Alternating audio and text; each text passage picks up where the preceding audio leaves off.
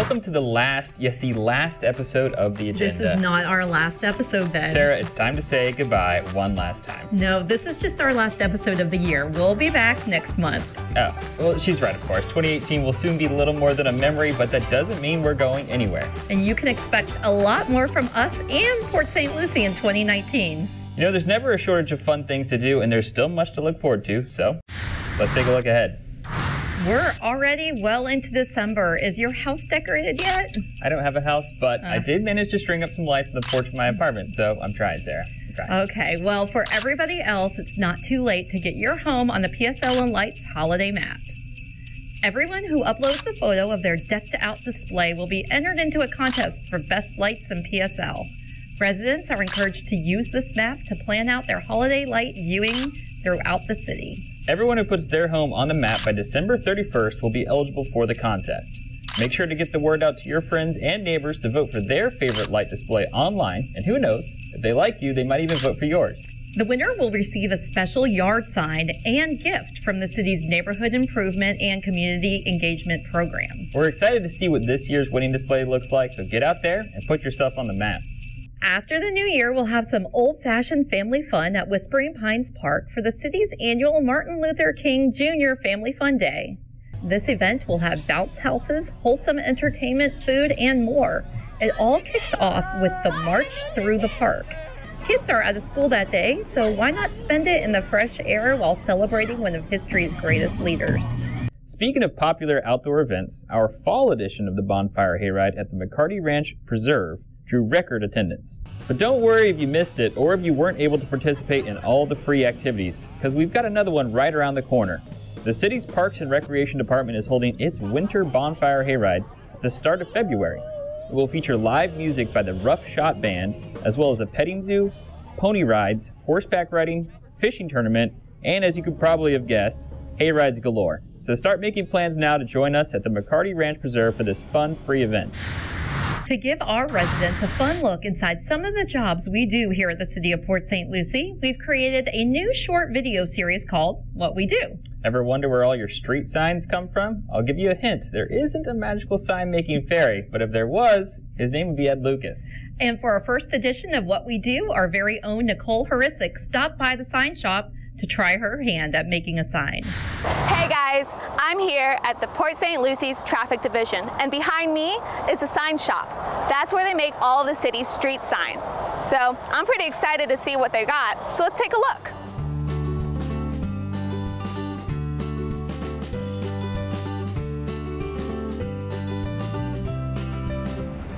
We're inside the sign shop now, and I have Ed with me, and he's going to tell me a little bit more of what he does. So Ed, what is it that you do? We make signs for the entire city. Out on the road, we make the speed limit signs, stop signs, the street name signs. Yeah, so take me through your process. So you start with the computer first. Yes. After he cuts out the sign with the computer, okay. Tom will do that, and then we'll have myself and Steve. We will be, we'll weed out some signs. It's called weeding. Okay. It's take out the excess materials, and then you have your sign out, and then we'll roll it on a sign blank, and we'll have a finished sign. So we're gonna go through the entire process right now. Of making signs in the sign shop, yes. All right, cool. I'm excited. Let's do this. Okay, so Tom has sent the artwork from the computer to the plotter now, and it is cutting out the artwork on the material here. And that is a street name sign that'll be coming out. So that's just wrapping up now? Yes, it's wrapping up right now. Cool. And this is our sign material with all the artwork on here. Awesome, I can see it. Okay, so we got the material here, and we're gonna weed this out. We're gonna take the excess off, and then we will, I'll show you how we start taking the letters out, and we make it into a finished product sign. Cool, I'm okay? excited. All right.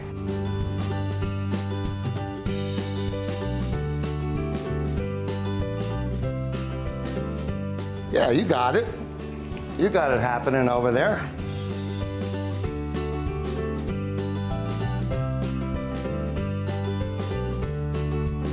So, we got our material here. We're going to put the roller down on top of it. So it's stuck down now. We roll out some bubbles, get it all stuck down nice and flat so we can see the edges, get a nice even sign. So now we're going to start to make this happen here.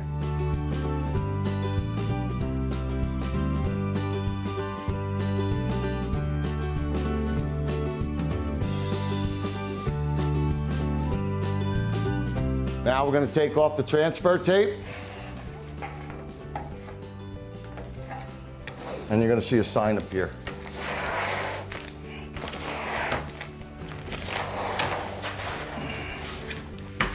There's your sign. Well, we did it. This is our sign, guys. It was a lot of fun and a lot of hard work, but that's what we do. This is Nicole Herzig signing off. You can look forward to more of these behind-the-scenes looks during future episodes of The Agenda. Port St. Lucie, your city needs your feedback on two very important topics. We want to know how you prefer to receive your city news. With so many different methods of getting and sharing information, we want to know how to serve you best. Do you prefer shows like this one? Or would you rather get information through a tweet? Let us know by taking a very short survey on the city's website. After you've taken that quick survey, make sure to take the Parks and Recreation survey as well. The department needs to hear from residents as they build a 10-year master plan.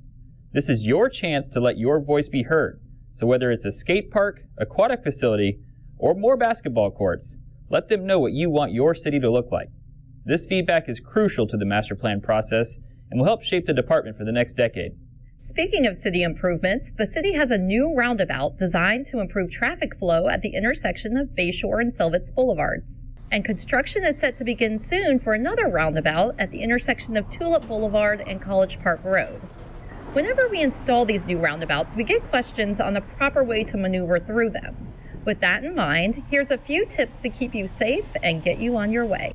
Traffic circles can be tricky to navigate if you're unfamiliar with who has the right-of-way in the roundabout. People are in such a hurry and they don't want to take the time to slow down and actually yield to the traffic inside of the circle, so they try to beat that traffic. They violate the right-of-way of that traffic, and a lot of times, because everything's happening so quickly, their depth perception isn't that well. They can't judge speed and distance that well, creating, a crash circumstance.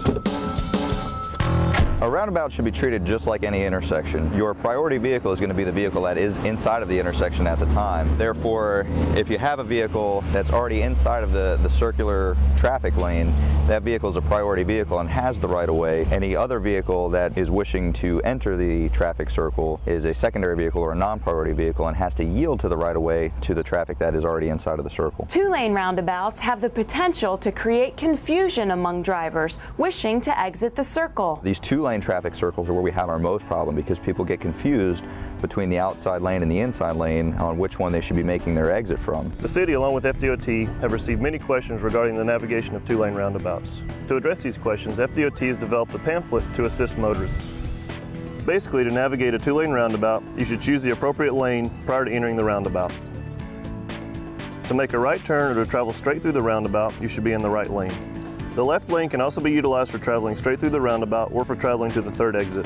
There are always exceptions to the rule, so please obey all highway signs and roadway markings and always use caution when entering and exiting a roundabout.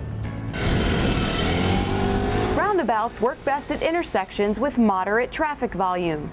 They have only a few conflict points, which are potential accident locations, partly because drivers are forced to slow down in the circle. The potential for injury is reduced because the speed is a lot more reduced. You don't have a vehicle that can travel 45 miles an hour through an intersection. At most, that vehicle inside the traffic circle is 20, 25, 30 miles an hour. The construction of a two-lane roundabout at the intersection of California Boulevard and University Boulevard was completed. The new roundabout has helped keep traffic flowing for both Indian River State College and the Mets spring training games. It's a vast improvement over the previous three-way stop. Roundabouts are cost-effective because of their low maintenance requirements. There are many existing traffic circles in Port St. Lucie, and more are planned. Yielding to the vehicles inside the roundabout will keep traffic moving safely and efficiently throughout this city. Well, it's not a city improvement, but it might be a way the city can help you improve your business. If you're a small business owner here in Port St. Lucie, listen up. We want you to know about a great opportunity made possible through Indian River State College. The Business Accelerator program is now available to small businesses in the city. This 12-session program will focus on all areas of running a small business, including sales and marketing, legal issues, HR issues, and customer service. Thanks to support provided by the city, participants only will have to pay a $25 registration fee. At the end of the program, participants will also be able to apply for a micro grant from the city to support their business. One of the things that we want to do is take that training out into the field and out into the marketplace and help our small business owners use our expertise and our consulting and our assets and our tools to help business owners and operators really enhance their skill set as owners and operators and managers and help businesses grow and expand and succeed. Don't throw away your caps and lids. That's the message from Keep Port St. Lucie Beautiful, and one that has been resonating with the community after they launched the Buddy Bench program. City staff and partners in the program recently visited students at Westgate K-8 school for the program's official kickoff. We're going to put them in a bin. Ready? Go, go, go. The Buddy Bench program has been brought to us at Boys and Girls Club at Westgate through the City of Port St. Lucie, and we are collecting bottle caps, plastic lids, in order to build Buddy Bench here at our site. So the kids are going to collect the caps. Once they reach 200 pounds of caps, we'll ship it to Green Tree Plastics. They're going to make the bench and have it come back. So today was our official kickoff. Boys and Girls Club is a strong partner in this. We have many different ambassadors from our clubs here at Westgate. Our 3rd and 4th graders have taken the lead on that. The reason why we want to recycle these caps is because, first of all, it's like polluting if you're not, and it's bad for the environment. And we could find ways, instead of polluting the environment, we could find ways to help the environment by reusing this stuff. And the Buddy Bench is about not only litter prevention and recycling, honestly, it's about the environment, but more important, it's about everyone being kind to each other. They made the Buddy Bench to help kids that are like new to the school. They would sit on the Buddy Bench, and hopefully a kid would come by, sit next to them, talk, introduce themselves. If someone's not feeling good, they can sit on it, and someone sees them sit on it, they come and sit with them and ask them to play. We figured that the best way to get this out in Port St. Lucie is through our children. This is a kid project. The kids are the ones collecting the caps. They're the leaders. They're the ones promoting the project. They're the ones that are going to make this happen. Pending how much caps we weigh and how many we collect, hopefully that'll propel us into building more than one Buddy Bench. We have a lot of schools in the city. We'd love it if every school had their own Buddy Bench. Kids are caring, and kids are being leaders in their community. And making improvements can happen every day right now with each of us, and they're doing it. Port St. Lucie's biggest and brightest holiday celebration did not disappoint. Thousands of visitors kicked off their holiday season at the city's Festival of Lights.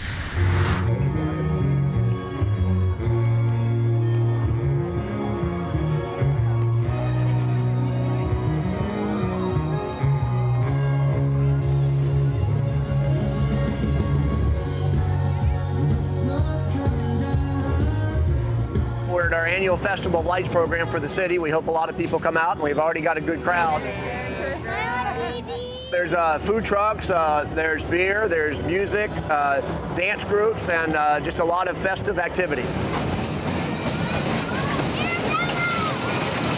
Basically every year we come here and we perform our Christmas dances. So we just perform, and then at 6 we do the parade. And well, so far my favorite has been the performances, but I usually like the parade more. The parade is the big hit. There's a lot of people come out and then enjoy the parade, and tonight, once the parade ends, we'll have the annual tree lighting and look forward to a fabulous show. Merry Christmas, everybody. Happy holidays. This is my first time here, and I'm working a booth. I'm working kind of two, but later I'm going to go on the rides, so that's what I'm really excited for. It's meeting new people, and Port St. Lucie is a friendly town. So it's really cool, and now the kids look forward to coming. They should be walking up here any minute, but yeah, it's a pretty cool town. We enjoy it. I think each year it grows as the community grows, and it started out at Old City Hall probably 30-something years ago just as a tree lighting. And of course, when Santa comes, it seems to draw a big crowd. It's our home away from home. No, really, we've been here. Actually moving out of Pittsburgh, we love it. We love the Steelers, but it gets cold. This is like the next best place on earth. And now it's become the best place on earth. It's our home.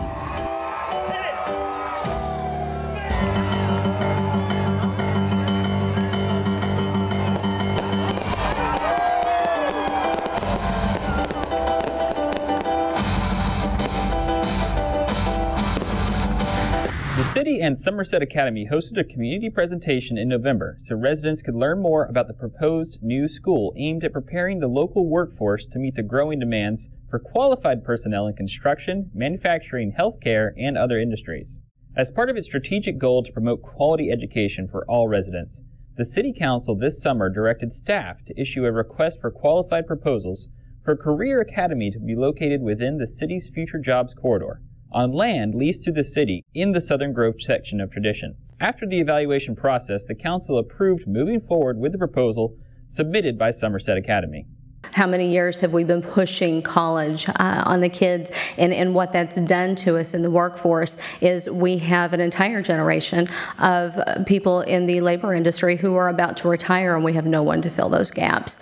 So that is the driving force behind Somerset Career Academy Port St. Lucie. It is a technical career academy, a school to workforce solution. We're a safe place. We have the highest rate of home ownership basically in the country. So we have all these things going for us.